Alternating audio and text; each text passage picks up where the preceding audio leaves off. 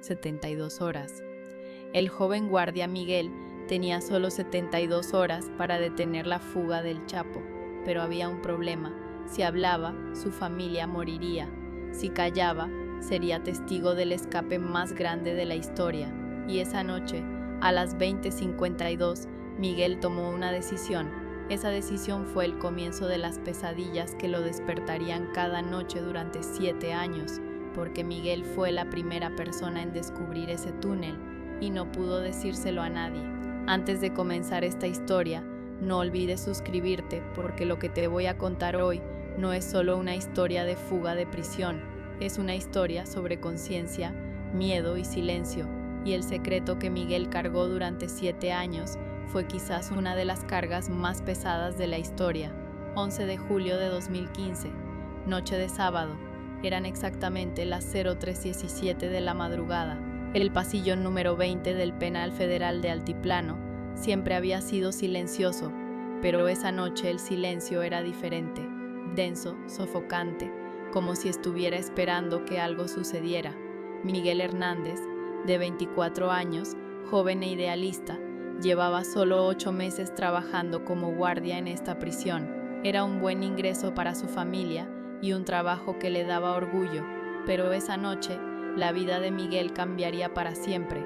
Mientras hacía su ronda por el pasillo, se detuvo. Había un sonido, leve pero constante, un tintineo metálico, como si alguien desde muy lejos estuviera golpeando algo lentamente. Miguel aguzó el oído. El sonido venía de la celda número 20, la celda de Joaquín El Chapo Guzmán. Miguel tragó saliva. El Chapo era el hombre más peligroso del mundo, el líder del cártel de Sinaloa en México, el cerebro de una red de tráfico de drogas de miles de millones de dólares. Y ahora mismo estaba durmiendo en el pasillo bajo la responsabilidad de Miguel. Miguel se acercó a la puerta de la celda. El interior estaba oscuro, pero el sonido continuaba, a intervalos regulares. Tac, tac, tac. Guzmán, dijo Miguel en voz baja. ¿Está todo bien? Un movimiento vino de la oscuridad. Luego la voz del Chapo. Sí, guardia, solo que no puedo dormir. Estoy golpeando los pies contra el suelo. ¿Le molesta? Miguel dudó un momento. El sonido no había parecido de pasos, pero el tono del Chapo era calmado, incluso amistoso. No, no hay problema. Buenas noches. Miguel se alejó, pero había una inquietud dentro de él. Ese sonido no era golpear los pies, era algo más. Cuando regresó a casa esa noche, Miguel estaba inquieto. Su esposa Rosa había preparado té en la cocina. Su hija de 6 años, Sofía, jugaba en la mesa con un libro para colorear. «Cariño, ¿estás bien?», preguntó Rosa. «Te ves pálido». Miguel intentó sonreír. «Estoy bien, solo cansado», pero no lo estaba. Ese sonido seguía dando vueltas en su cabeza. Tac, tac, tac. La noche siguiente, domingo por la noche, Miguel fue asignado nuevamente al pasillo 20. A las 03:17, el sonido comenzó de nuevo. Esta vez Miguel se dio cuenta de inmediato. No eran pasos, venía de debajo del suelo. Su corazón comenzó a latir más rápido. Se arrodilló y presionó su oído contra el piso de concreto frío. El sonido era más claro ahora, golpes metálicos, movimiento de tierra y algo más, voces apagadas, muy lejanas. Miguel se levantó de golpe, su mente corría a toda velocidad. ¿Un túnel? Era posible. Altiplano era la prisión de máxima seguridad de México. Tenía sensores sísmicos, cámaras por todas partes, guardias cada 5. A través de la pequeña ventana de observación, podía ver la silueta del hombre más buscado de México, sentado en su cama, mirando directamente hacia él y sonriendo. No era una sonrisa amistosa, era una sonrisa que decía: «Tú sabes, yo sé que tú sabes». Miguel sintió un escalofrío recorrer su espalda. Lunes por la mañana, Miguel llegó temprano a su turno. Había tomado una decisión durante la noche. Tenía que reportar lo que había escuchado. Era su deber, era su responsabilidad. Fue directamente a la oficina del subdirector de seguridad, el comandante Ruiz, un hombre corpulento de unos 50 años, con bigote grueso y mirada dura. «Comandante», dijo Miguel, cerrando la puerta detrás de él, «necesito reportar algo. Es sobre el pasillo 20». Ruiz levantó la vista de su computadora. ¿Qué pasa con el pasillo 20? He escuchado sonidos extraños durante las últimas 3 noches, golpes metálicos, creo que vienen de debajo del piso, justo debajo de la celda de Guzmán. Hubo un silencio largo. Ruiz se recostó en su silla, entrelazó los dedos sobre su estómago y estudió a Miguel con una expresión que era difícil de descifrar. Sonidos, dijo finalmente. Miguel, ¿sabes cuántos guardias nuevos vienen aquí pensando que escuchan cosas? Este es un edificio viejo. Las tuberías hacen ruido, el sistema de ventilación hace ruido, ratas, viento, todo hace ruido. Comandante, con todo respeto, yo sé distinguir entre ruido de tuberías y golpes deliberados. Creo que deberíamos revisar. Ruiz se inclinó hacia adelante. Su voz se volvió más baja, más fría.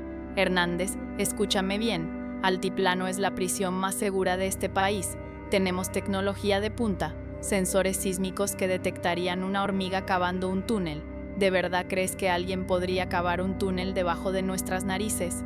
Yo solo creo que deberíamos verificar. No, la palabra cayó como un martillo. No vamos a verificar nada. No vamos a crear pánico innecesario.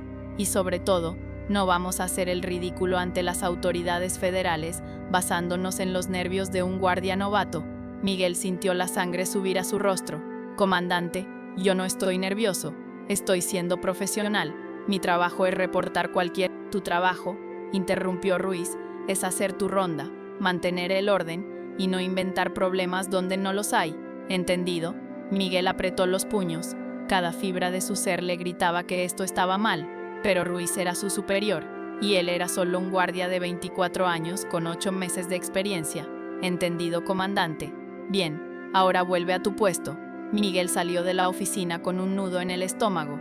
Algo no estaba bien. La reacción de Ruiz había sido demasiado rápida, demasiado defensiva. Esa tarde, cuando Miguel llegó a casa, encontró algo que le heló la sangre. Sobre el capó de su auto había una foto de Sofía, su hija, saliendo de su escuela ese mismo día.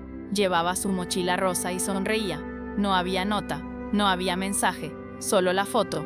Miguel la tomó con manos temblorosas y miró alrededor. La calle estaba vacía, pero alguien había estado allí. Alguien había seguido a su hija.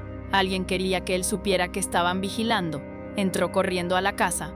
Rosa estaba preparando la cena. ¿Sofía está bien?, preguntó Miguel, su voz tensa. Rosa se volteó, sorprendida por su tono. Sí, está en su cuarto haciendo tarea. ¿Qué pasa? Miguel no respondió. Fue directo al cuarto de Sofía. Allí estaba ella, sentada en el piso, dibujando con crayones. «Papi», gritó ella, levantándose para abrazarlo. Miguel la abrazó fuerte, demasiado fuerte. Sofía se rió. «Papi, me aprietas. Lo siento, princesa. Solo quería abrazarte». Esa noche, Miguel no durmió. La foto estaba sobre su mesita de noche, y el mensaje era claro. «Sabemos dónde está tu familia. Mantén la boca cerrada». Martes por la noche, la última noche, Miguel llegó a su turno con un peso en el pecho que apenas lo dejaba respirar. Sabía que esta sería la noche decisiva. Lo sentía en sus huesos. A las 22 horas, el turno comenzó normalmente. Miguel hizo su ronda. Todo parecía estar en orden. Pero cuando llegó al pasillo 20, el sonido había cambiado. Ya no era un golpeteo regular. Ahora era más fuerte, más urgente, y venía claramente de debajo del piso de la celda del Chapo. Miguel se detuvo frente a la celda. El Chapo estaba de pie, mirándolo directamente. Esta vez no sonreía, solo miraba, como si estuviera esperando algo. Miguel sintió que sus piernas temblaban. Tenía que hacer algo. ¿Pero qué? Si reportaba de nuevo, lo ignorarían, o peor, podrían despedirlo, o mucho peor, podrían hacerle daño a Sofía. Pero si no hacía nada, el Chapo escaparía, y Miguel sabría que tuvo la oportunidad de detenerlo. Se quedó allí, paralizado por la indecisión, durante lo que pareció una eternidad. Luego lentamente dio media vuelta y siguió caminando. Había tomado su decisión. Iba a callar. El sonido estridente llenó toda la prisión. Guardias corrieron en todas direcciones. Radios chisporroteaban con órdenes confusas. Código rojo, código rojo. El reo Guzmán no responde. Miguel corrió hacia el pasillo 20, aunque ya sabía lo que encontraría. La celda estaba vacía. En el piso, junto a la ducha, había un agujero perfectamente cuadrado, de aproximadamente 50 centímetros por lado. y dentro de ese agujero, una escalera que descendía hacia la oscuridad. El Chapo se había ido. Miguel se quedó allí, mirando el túnel, mientras el caos se desarrollaba a su alrededor. Comandantes gritaban, guardias entraban y salían de la celda, alguien llamaba a las autoridades federales, y Miguel solo podía pensar una cosa: yo lo sabía, hace 72 horas yo lo sabía. Esa noche, cuando finalmente lo dejaron ir a casa, eran casi las 4 de la mañana. Miguel condujo en silencio, las manos aferradas al volante, los ojos rojos de no haber dormido. Cuando llegó a su casa, encontró otro sobre en su puerta, lo abrió con manos temblorosas. Dentro había una sola nota, escrita a mano: gracias por tu silencio, tu familia está a salvo. Miguel se dejó caer contra la puerta y lloró. Miguel Hernández ya no era guardia de prisiones. Después de la fuga del Chapo renunció. La investigación interna nunca lo señaló. Nadie sabía que él había escuchado el túnel 72 horas antes. Pero Miguel sabía, y ese conocimiento lo consumía cada día. Se mudó con su familia a otra ciudad, consiguió un trabajo en una fábrica, intentó vivir una vida normal, pero las pesadillas nunca se detuvieron. Cada noche escuchaba ese sonido: tac, tac, tu día. Un día, un periodista llamado Roberto Salazar lo contactó. Estaba investigando la fuga del Chapo y había encontrado inconsistencias en los reportes de seguridad de esos días. Señor Hernández, le dijo Roberto durante su primera reunión, tengo razones para creer que alguien en la prisión sabía del túnel antes de la fuga, y creo que usted fue esa persona. Miguel se quedó en silencio durante un largo rato. Luego, finalmente, después de 7 años de cargar con ese peso, habló. Le contó todo: los sonidos, el reporte ignorado, la foto de Sofía, la decisión imposible. Cuando terminó, tenía lágrimas en los ojos. ¿Sabe qué es lo peor?, dijo Miguel. No es que el Chapo escapara, es que yo tuve la oportunidad de detenerlo y elegí a mi familia. ¿Eso me convierte en cómplice? ¿Eso me convierte en cobarde? Roberto negó con la cabeza. Eso lo convierte en padre. La historia de Miguel nunca se publicó oficialmente. Roberto decidió que exponerlo pondría en peligro a su familia nuevamente, pero le dio a Miguel algo que necesitaba desesperadamente: validación. Alguien finalmente sabía la verdad. Hoy Miguel vive tranquilo. Sofía ya es adolescente. Rosa nunca supo la verdad completa, y Miguel aprendió a vivir con su decisión, porque a veces las elecciones más difíciles no son entre el bien y el mal, son entre dos males, y la persona que tiene que vivir con esas consecuencias eres tú. Esta historia nos recuerda que detrás de cada gran evento histórico hay personas comunes enfrentando decisiones imposibles, y a veces el silencio no es cobardía, es supervivencia. Si esta historia te movió, suscríbete a nuestro canal, porque las historias más importantes no son las que gritan, son las que susurran en la oscuridad, esperando que alguien las escuche.